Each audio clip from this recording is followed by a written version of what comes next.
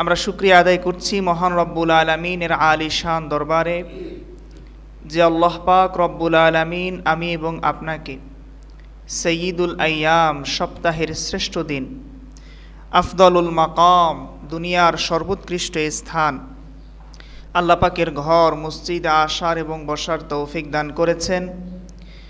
জুমার সালাতের পূর্বে কিছুদিন নসিহা শুনবার জন্যে আল্লাহ পাক রব্বুল আলামিন আমি এবং আপনাকে সুযোগ করে দিয়েছেন। সেজন্য আমরা সকলেই সেই মহান মালিকের দরবারে হৃদয়ের সবটুকুন আবেগ এবং অনুভূতিকে উজাড় করে দিয়ে শরীরের সবটুকুন শক্তি ব্যয় করে উচ্ছ্বসিত কণ্ঠে খুশি মনে আল্লাহ পাক রব্বুল আলামিনের শিখানো ভাষায় কালিমাতুশ শুকর পাঠ করছি। সকলেই জবান ছেড়ে দিয়ে পড়ুন আলহামদুলিল্লাহ। দরুদ ও সালাম পেশ করছি আল্লাহ পাক রব্বুল আলামিনের সৃষ্টির প্রধান আকর্ষণ, সমস্ত নবী রাসূলগণের মাথার মুকুট, বিশ্বমানবতার মুক্তির দূত, বিশ্বমানবতার সভাপতি হযরত মুহাম্মদ মুস্তাফা পড়ুন সাল্লাল্লাহু আলাইহি ওয়াসাল্লামের উপরে। সম্মানিত মুসল্লিয়ানে কেরাম, দেখতে দেখতে একটি বছর অতিবাহিত হয়ে আমাদের ঘরের দুয়ারে কড়া নাড়ছে পবিত্র মাহে রমাদান। আজকে আরবি শাবান মাসের কয় তারিখ আপনাদের জানা আছে? একজনও জানেন না? আরবি তারিখ জানাটা এটা মুসলমানদের জন্য ফরজে কেফায়া। এটা কি ফরজে কেফায়া? জানাজার নামাজ যেরকম ফরজে কেফায়া, কিছু মানুষ আদায় করলে সবার পক্ষ থেকে আদায় হয়ে যায়, আরবি তারিখ জানাটাও সেরকম ফরজে কেফায়া। যদি কোনো এলাকার কোনো একজন মানুষ আরবি তারিখ না জানে, তাহলে ওই এলাকার প্রত্যেকটা মানুষ গুনাহগার হবে। তো এই জন্য আমাকে গতকাল থেকে নিয়ে এ পর্যন্ত কত মানুষ যে জিজ্ঞেস করছে এই যাবৎ, হুজুর সেহরি কবে খাবো, রোজা কবে শুরু হবে। এখন আরবি তারিখ যদি আমরা জানতাম তাহলে কি এই প্রশ্নটা আমায় করার প্রয়োজন ছিল? আপনি বিষয়টা বুঝতে পারতেন। তো এখন বিষয়টা হচ্ছে, আজকে আরবি মাসের শাবান মাসের ২৮ তারিখ। কয় তারিখ? ২৮। আজকে বাদ মাগরিব থেকে ২৯ তারিখ শুরু হবে। আগামীকাল যদি চাঁদ দেখা যায় তাহলে ইনশাল্লাহ আগামীকাল রাত থেকে তারাবি শুরু হবে, পরের দিন থেকে কি আমরা রোজা রাখবো। আর যদি আগামীকাল চাঁদ দেখা না যায় তাহলে এর পরের দিন থেকে ধারাবাহিক তারাবি, পরের দিন থেকে রোজা হবে। যা হোক, তো রমজান মাস আমাদের খুব কাছে, যে মাসটা মানুষের জন্য, বান্দার জন্য আল্লাহর পক্ষ থেকে বিশেষ নেয়ামত। যে মাসটি আমাদের মুমিন মুসলমানদের জন্য অত্যন্ত তাৎপর্য এবং ফজিলতপূর্ণ একটা মাস। যে মাসের ভিতরে ইবাদত করলে যেমন সওয়াব বেশি, আবার এই মাসের ভিতরে যদি কোনো বান্দা অনুতপ্ত হয়ে তার গুনাহের জন্য আল্লাহ পাকের নিকট ক্ষমা চায়, আল্লাহ পাক বান্দার গুনাহগুলো মাফ করে দেয়। সুবহানাল্লাহ পাঠ করেন। তো আমরা যে শেষ নবীর উম্মত, আমাদের যে একটা শ্রেষ্ঠত্ব রয়েছে, আমাদের শ্রেষ্ঠত্বের বিশেষ কিছু কারণ আছে। যে কোনো জিনিস তার ফজিলত যদি বেশি হয়, একটা বিশেষ কারণ থাকে। আমরা শেষ নবীর উম্মত, আমাদের শ্রেষ্ঠত্বেরও বিশেষ 5টি কারণ আছে। কয়টা কারণ? 5টা কারণ। 5টি কারণে সমস্ত নবীর উম্মত থেকে আমাদের মর্যাদা অনেক বেশি। এই 5টি কারণের 1 নম্বর কারণ হচ্ছে সাইয়্যিদুল আম্বিয়া, অর্থাৎ সর্বশ্রেষ্ঠ নবী আল্লাহ আমাদেরকে দান করেছেন। আলহামদুলিল্লাহ পাঠ করেন। 2 নম্বর শ্রেষ্ঠত্বের কারণ হচ্ছে সাইয়্যিদুল কুতুব। যত আসমানি কিতাব আছে, সমস্ত আসমানি কিতাবের মধ্য থেকে পবিত্র কোরআনকে আল্লাহ পাক শেষ নবীর উম্মতকে দিয়েছে। সুবহানাল্লাহ। 3 নম্বর শ্রেষ্ঠত্বের কারণ হচ্ছে সাইয়্যিদুশ শুহুর। যে 12টি মাস আছে, এই 12 মাসের মধ্য থেকে সর্বশ্রেষ্ঠ মাস হচ্ছে রমজান মাস। কোন মাস? রমজান মাস। এই রমজান মাসকে আল্লাহ পাক পৃথিবীর অন্য কোনো নবীর উম্মতকে দেন নাই, শেষ নবীর উম্মতকে আল্লাহ দিয়েছেন। 4 নম্বর শ্রেষ্ঠত্বের কারণ হচ্ছে আমাদের সাইয়্যিদুন নাহার, সর্বশ্রেষ্ঠ দিন, জুমার দিন, আজকের দিন। এই জুমার দিন আল্লাহ আমাদেরকে দিয়েছেন। সুবহানাল্লাহ। শ্রেষ্ঠত্বের 5 নম্বর কারণ হচ্ছে সাইয়্যিদুল লায়ালি, সর্বশ্রেষ্ঠ রাত। যে রাতটিকে বলা হয় শবে কদরের রাত, এই শবে কদরের রাত, লাইলাতুল কদরের রাত্রিকে আল্লাহ পাক রব্বুল আলামিন শেষ নবীর উম্মতকে দিয়েছেন। সুবহানাল্লাহ পাঠ করেন। তাহলে আমরা সর্বশ্রেষ্ঠ নবীকে পেয়েছি, সর্বশ্রেষ্ঠ আসমানি কিতাবকে পেয়েছি, সর্বশ্রেষ্ঠ মাস রমজান মাসকে পেয়েছি, সর্বশ্রেষ্ঠ দিন জুমার দিনকেও আমরা পেয়েছি, আবার সর্বশ্রেষ্ঠ রাত শবে কদরকেও আল্লাহ পাক আমাদেরকে দিয়েছে। সুবহানাল্লাহ। এই পাঁচটি কারণে শেষ নবীর উম্মত অন্য সমস্ত নবীর উম্মত থেকে কি শ্রেষ্ঠ। তো এই যে রমজান মাস এখন আমাদের মাঝে চলে আসছে, আজকে এখনও যদি আপনি আমার সমাজের এবং দেশের বাস্তবতা দেখেন, মানুষের ভিতরে রমজানের কোনো অনুভূতি নাই, রমজানের কোনো প্রস্তুতি বলতেই নাই, ঠিক কি না? আবার যারা এখন রমজানের প্রস্তুতি নিচ্ছে, তাদের প্রস্তুতির কথা শুনলে আপনি অবাক হয়ে যাবেন। ইফতারিতে কি খাবে, একটা খাবারের আইটেম নিয়ে এখন অনেকে ব্যস্ত, ঠিক কি না? সেহরির সময় উঠতে কষ্ট হয়, খাবার রুচি থাকে না, কি খেলে সেহরিতে একটু খেয়ে সারাদিন একটু গায়ে শক্তি পাওয়া যাবে, এটা নিয়ে তার খুব টেনশন, ঠিক কি না? আবার ইফতারিতে কি খাবে, শেষ রাতে কি খাবে, তারাবির পরে কি খাবে, মানে খাবার দাবারের এই আয়োজনের কথা শুনলে আর দেখলে মনে হয় কেমন যেন রমজান মাসটাকে আল্লাহ পাক দিয়েছেন খাওয়ার জন্য, ঠিক কি না? এটা কি খাওয়ার মাস না, এটা হচ্ছে ত্যাগের মাস। কিসের মাস? আপনি এই মাসে ত্যাগ করবেন। আপনি অন্য মাসে 3 বেলা খান, সারাদিন খান, রমজান মাসে আপনি সারাদিন না খেয়ে রোজা রাখবেন, ঠিক কি না? এই জন্য এটাকে বলে কিসের মাস? ত্যাগের মাস। আবার কিছু মানুষ দেখেন যারা ব্যবসায়ী, যারা মুদির দোকানদারি করে, তারা এখন ব্যস্ত যে রমজান উপলক্ষে কি কি আইটেম দোকানে উঠানো যায়, চনা বুট, এরপরে ডাল, এরপর আরও যা যা কিছু লাগে ইফতারি আইটেম, এগুলোকে এখন তারা দোকানে উঠাতে ব্যস্ত। আবার রমজান মাস আসলে কেমন যেন সমস্ত নিত্যপণ্যের দাম বেড়ে যায়, ঠিক কিনা বলেন?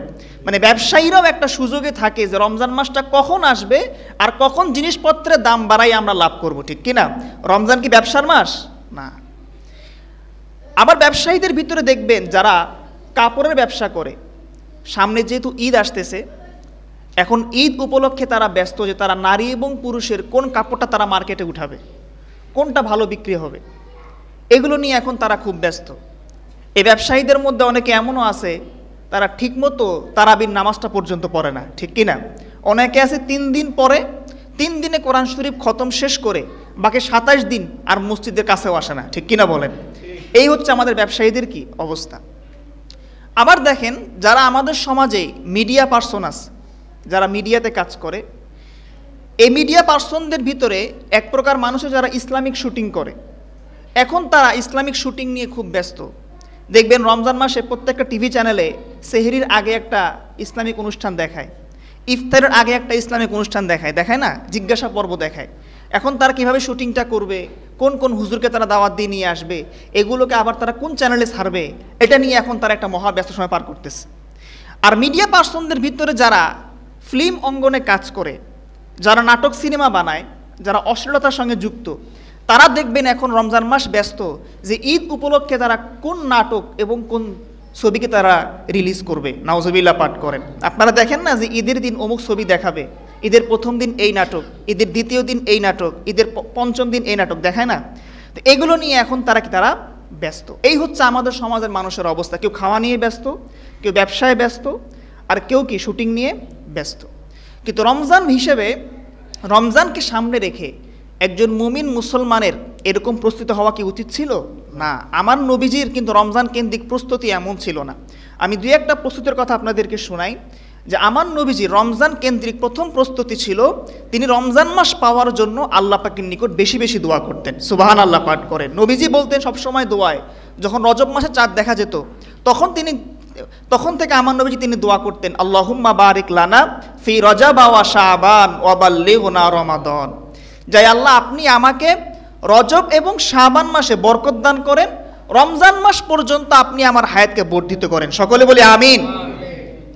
তো রমজান মাস পাওয়ার প্রথম প্রস্তুতি হচ্ছে কি, রমজান মাস পাওয়ার জন্য বেশি বেশি কি করা? দোয়া করা। আমরা যে রমজান মাস পাবো আগামী পরশু দিন, কোনো গ্যারান্টি আছে? আপনি তো আজকেও মারা যেতে পারেন। তো সুতরাং আমাদের পূর্বসূরি যারা ছিল তারা এমনটাই ছিল, তারা রমজান মাস পাওয়ার 5 মাস আগ থেকে তারা আল্লাহ পাকের নিকট দোয়া করতেন। কয় মাস? 5 মাস। 5 মাস আগ থেকে আল্লাহ পাকের নিকট রমজান মাস পাওয়ার দোয়া করতেন।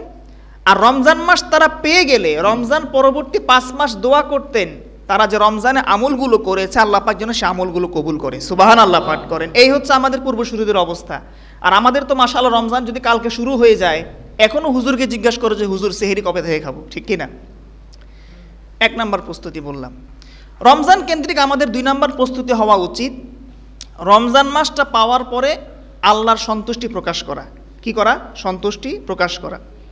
অনেকে রমজান মাস পাওয়ার পরে একটু বিরক্ত বোধ করে, সারাদিন রোজা রাখা লাগবে, রাত্রিবেলা আবার কষ্ট করে 20 টাকা তারাবির নামাজ পড়তে হবে, আবার এই রোজা রেখে ব্যবসা করতে হবে। একটা বিরক্তি ভাব অনেকের মধ্যে প্রকাশ পায় কি পায় না? একজন মুমিন মুসলমান কখনো রমজান মাস পাওয়ার পরে বিরক্তিবোধ প্রকাশ করতে পারে না, বরং মুমিনের জন্য রমজান মাসটা হচ্ছে আল্লাহর পক্ষ থেকে সর্বশ্রেষ্ঠ নিয়ামত, সুবহানাল্লাহ পাঠ করেন। সুতরাং রমজান পেয়ে আপনারা বিরক্তবোধ করবেন না, বরং রমজান পেয়ে যতটুকু পারেন এই রমজান মাসটা আমল করার চেষ্টা করবেন। আল্লাহ তৌফিক দান করুন, সকলে বলি আমিন। এরপর আসেন রমজান কেন্দ্রিক আমাদের 3 নাম্বার প্রস্তুতি হওয়া উচিত, আমাদের গুনাহের জন্য আল্লাহর নিকট তওবা এবং ইস্তেগফার করা। কি করা? তওবা এবং ইস্তেগফার করা। কারণ রমজান মাসটা হচ্ছে বান্দার গুনাহ মাফের মাস। আর রমজান মাস পাওয়ার পরে যে ব্যক্তি নিজের গুনাহগুলি মাফ করতে পারে না, তার প্রসঙ্গে আমার নবীজি হাদিসে পাকের মধ্যে বলেছেন, মান আদরাকা রমাদানা ফালাম ইউগফার লাহু আবাদাহুল্লাহ। যে ব্যক্তি রমজান মাস পেল কিন্তু নিজের গুনাহগুলি মাফ করতে পারলো না, সে আল্লাহ পাকের রহমত থেকে দূরে সরে গেল, ধ্বংস হয়ে গেল। নাউজুবিল্লাহ পাঠ করে। সুতরাং রমজান মাসে বেশি বেশি নিজের গুনাহের জন্য আল্লাহ পাকের ইস্তেগফার করবেন তো ইনশাআল্লাহ। ইনশাআল্লাহ। এখন অনেকে প্রশ্ন করতে পারেন যে হুজুর, রমজান মাস পাওয়ার পরেও দেখি আমাদের দ্বারা টুকটাক গুনাহ হয়ে যায়, হয় না? রমজান মাস পাইলেও কিন্তু আমরা একটু গুনাহ খাতা আমাদের মানুষের দ্বারা হয়, কম হয় কিন্তু কিছু হইলেও কি মানুষের হয়ে যায়। এর কারণটা কি? এখন আপনাদেরকে আমি সহজেই বুঝাই। আমরা যে ফ্যান চালাই না, ফ্যান দেখবেন যখন চলতেছে, ফ্যান চলার পর আপনি যখন ফ্যানটাকে বন্ধ করবেন, ফ্যানটা কি একসাথে বন্ধ হয় নাকি আস্তে আস্তে ঘুরতে ঘুরতে ঘুরতে ঘুরতে কি হয়? বন্ধ হয়। যেহেতু আমরা সারা বছর একটা গুনাহের সাগরে হাবুডুবু খাই, রমজান মাস প্রবেশ করলেই আপনি যে একদম আল্লাহর ওলি হয়ে যাবে বিষয়টা কিন্তু এরকম না। যেহেতু আপনি সারা বছর গুনাহের সাগরে হাবুডুবু খান, রমজান মাসও কি আপনার দ্বারা কিছু না কিছু গুনাহ প্রকাশ পাবে। তবে মুসলমান হিসেবে আমাদের কর্তব্য হচ্ছে নিজের গুনাহের জন্য আল্লাহ পাকের নিকট কি করা? ইস্তেগফার করা। 3 নাম্বার প্রস্তুতি। 4 নাম্বার আমাদের প্রস্তুতি হওয়া উচিত পারিবারিকভাবে একটা রমজানের প্রস্তুতি নেওয়া, স্ত্রী সন্তানদেরকে বোঝানোর যে রমজান মাস আসছে, আমাদের উচিত যে রমজান মাসে একটু পরিবারে ইসলামের চর্চা করা, ঠিক কিনা? আমাদের পরিবারগুলো আজকে ইসলামের চর্চা নাই, মাশাআল্লাহ। অনেকের পরিবার আছে, আপনি দেখবেন রমজান মাস শুরু হয়ে যাবে, 1 সপ্তাহ পরে দেখবেন প্রত্যেকটা পরিবারের ভিতরে একটা ঈদের আমেজ কাজ করে, কেউ কেনাকাটায় ব্যস্ত হয়ে পড়ে, কেউ বা রমজান মাসে সময়টাকে পাস করার জন্য টিভি দেখে, সিনেমা দেখে, মুভি দেখে, আসে না নাই বলেন? তো সুতরাং পারিবারিকভাবে প্রত্যেকটা বাবার দায়িত্ব হচ্ছে, মায়ের দায়িত্ব হচ্ছে নিজের সন্তানদেরকে বোঝানো যে রমজান মাস, অন্য মাসে তোমরা যা কিছুই করো, অন্তত রমজান মাসে কি করো? একটু রোজা রেখে আমল করার চেষ্টা করো। তো পারিবারিকভাবে আমাদের প্রত্যেকটা মানুষের উচিত যে নিজের পরিবারের মানুষদের ভিতরে রমজানের অনুভূতিকে জাগ্রত করা। আল্লাহ তৌফিক দান করুন, সকলে বলি আমিন। খুব খেয়াল করে কথাগুলো শুনেন। রমজান কেন্দ্রিক আমাদের 5 নাম্বার প্রস্তুতি হওয়া উচিত সামাজিকভাবে প্রস্তুতি গ্রহণ করা। সমাজের মানুষের ভিতরে এখনও রমজানের কোনো অনুভূতি নাই। জুমার আজান হবে, আজানের 5 মিনিট আগেও আমি দেখি যে জোরে জোরে অনেক বাসায় গান বাজতেছে। এটা কি রমজানের অনুভূতি বলেন? না। সামাজিকভাবে যে সমস্ত যুবক ছেলেরা হয়তো বা রমজানের আগে তারা একটু গল্পগুজব করে, একসাথে বসে আড্ডা দেয়, রমজান মাসে অন্তত উচিত যে ধরনের গল্পগুজব না করা। এবং যদি কোনো অসঙ্গতি হয়, যদি কোনো অসঙ্গতি সমাজে দেখা দেয়, যদি কোনো অনৈতিক কর্মকাণ্ড দেখা দেয়, সমাজের মুরব্বীদের উচিত যে সামাজিকভাবে এটাকে প্রতিহত করা। প্রত্যেকটা মুরব্বীর উচিত এই দায়িত্বকে পালন করা। আল্লাহ তৌফিক দান করুন, সকলে বলি আমিন। রমজান কেন্দ্রিক আমাদের 6 নাম্বার প্রস্তুতি হওয়া উচিত যে এই রমজান মাসে, এই রমজান মাসটাকে আমাদের জীবনের শেষ মাস মনে করা। কি মাস? শেষ মাস না, এই রমজান মাসটাকে আমাদের জীবনের শেষ রমজান মনে করা। আপনি যে আগামী বছর রমজান মাস পাবেন কোনো গ্যারান্টি আছে? আপনি তো মরেও যেতে পারেন। তো এরকম একটা ফজিলতপূর্ণ মাস, তাৎপর্যপূর্ণ মাস আমরা যে পেলাম, সামনে যা আবার পাবো, যেহেতু কোনো গ্যারান্টি নাই, এই জন্য এই রমজানটাকে জীবনের শেষ রমজান মনে করে বেশি বেশি আমল করা। আল্লাহ কবুল করুন, সকলে বলে আমিন। এরপর আসেন রমজান কেন্দ্রিক আমাদের 6 নাম্বার প্রস্তুতি হওয়া উচিত যে এই রমজান মাসে রমজান মাসের যেগুলো গুরুত্বপূর্ণ মাসালা মাসাইল আছে সেগুলোকে জানার চেষ্টা করা। আপনি গোসল করতে গেলেন, হঠাৎ নাকে পানি দিলেন, উজু করতে গিয়ে মুখে পানি দিলেন, আপনার অনিচ্ছাকৃতভাবে আপনার গলা দিয়ে পানি ভিতরে চলে গেল, এখন আপনার রোজা কি আছে না ভাঙছে? আবার রোজা যদি ভেঙে যায় কাফফারা আসবে কি আসবে না? এই মাসালাগুলো আমাদের জানা লাগবে কি লাগবে না? লাগবে। রোজা রাখা অবস্থায় অনেক ডায়াবেটিসের রোগী ইনসুলিন দেয় না? অনেক রোগী ইনজেকশন দেয়, অনেকে দেখা যায় কোনো মুমূর্ষু রোগীকে রক্ত দেয়। এই যে আধুনিক মাসালাগুলো যেগুলো আমরা অনেকেই জানি না, তো আপনি রমজানের মাসলা মাসাইল জানেন না কিন্তু আপনি রোজা রাখতেছেন, আপনার রোজা কখন যে ভাঙছে আপনার খবরই তো নাই। ইনশাল্লাহ আগামী জুমাতে রমজানের কিছু মাসালা যেগুলো জরুরি সেগুলো ইনশাল্লাহ আমরা আলোচনা করব ইনশাল্লাহ। আজকে যেহেতু সময় কম, আসেন রমজান কেন্দ্রিক আমাদের আরেকটা গুরুত্বপূর্ণ প্রস্তুতি হচ্ছে রমজান মাসে বেশি বেশি কোরআন শরীফ তেলাওয়াত করা। কি করা? কোরআন শরীফ তেলাওয়াত করা। বুখারী শরীফের হাদিসে আসছে, নবীজি বলেন, ওয়াকানা জিবরিলু ইয়ালকাহু ফি কুল্লি লাইলাতিন মিন রমাদান ফায়ুদারিসুহুল কোরআন। যে রমজানের প্রত্যেক রাতে ফেরেশতা জিবরিল আমার নবীর কাছে আসতেন এবং আমার নবীর কাছে আসার পরে ফেরেশতা জিবরিল এবং আমার নবী তারা একে অপরকে পবিত্র কোরআন শরীফ শোনাতেন। সুবহানাল্লাহ পাঠ করেন। এখন আমাদের সমাজের মানুষ আমরা তো কোরআন শরীফ পড়তেই পারি না, ঠিক কিনা বলেন? এখন আপনি কোরআন শরীফ যেখানে পড়তেই পারেন না, তো আপনি এখন কি করবেন? আপনার উচিত কোরআন শরীফ শিক্ষা করা। আর 2 নাম্বার আপনার উচিত হচ্ছে রমজান মাসে যে হাফেজ সাহেবরা তারাবির নামাজ পড়ায়, তারাবির নামাজের মধ্যে এসে আপনি পবিত্র কোরআনের যে তেলাওয়াত এটাকে শোনা, ঠিক কিনা বলেন?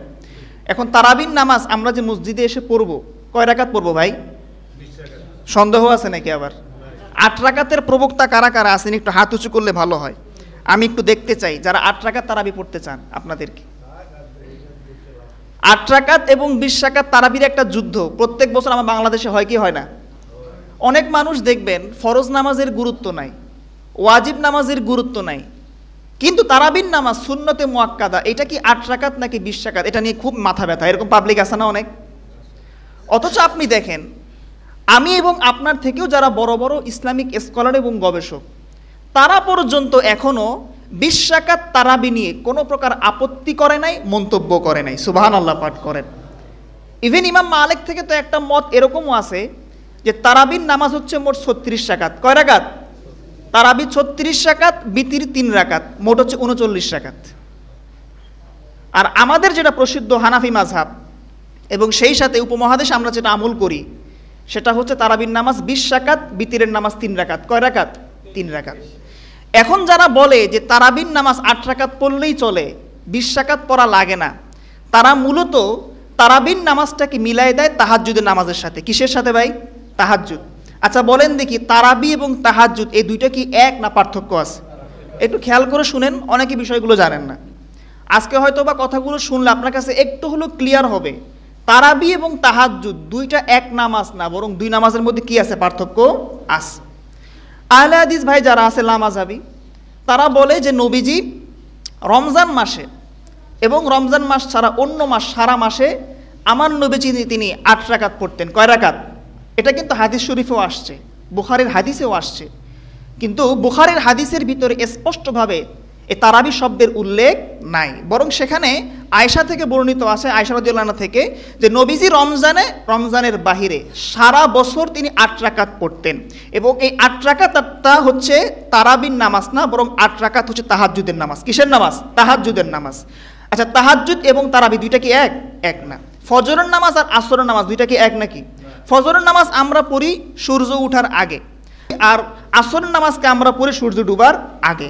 যেরকম ভাবে ফজর এবং আসর এক নামাজ না, তারাবি এবং তাহাজ্জুদ দুইটা কি এক নামাজ না। তাহাজ্জুদ নামাজটা পড়া হয় শেষ রাতে, একদম রাতের শেষ প্রহরে, সুবহ সাদেকের আগে মানুষ কি করে?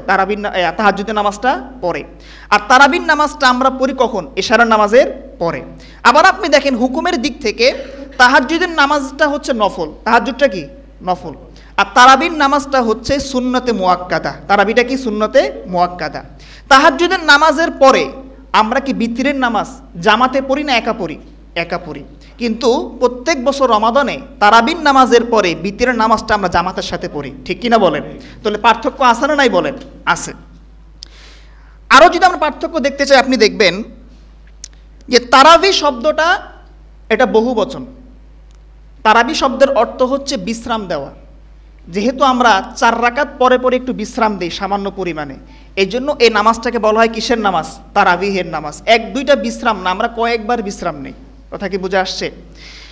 এবং সেই সাথে বুখারী শরীফের হাদিস থেকে তারা দলিল দেয় যে তারাবির নামাজ কয় রাকাত? 8 রাকাত। এবং তারা এটাও বলে যে ইমাম বুখারী রহমতুল্লাহ আলাইহি তিনি 8 রাকাতের প্রবক্তা ছিলেন। কিন্তু ইমাম বুখারীর জীবনে খুঁজে আমরা পাই যে ইমাম বুখারী তার জীবনে যখন তিনি রমজান মাস আসতো, প্রত্যেক রমজানের তারাবির নামাজে তিনি প্রত্যেক রাকাতে 20 আয়াত করে পড়তেন। কয় আয়াত? 20 আয়াত। তিনি 20 আয়াত করে প্রত্যেক রাকাতে পড়তেন তারাবির, এবং 20 আয়াত করে তিনি প্রত্যেক রাকাতে পড়ে পুরো রমজান মাস তারাবির নামাজ পড়ে তিনি পূর্ণ কোরআন শরীফ খতম করতেন। সুবহানাল্লাহ পাঠ করেন।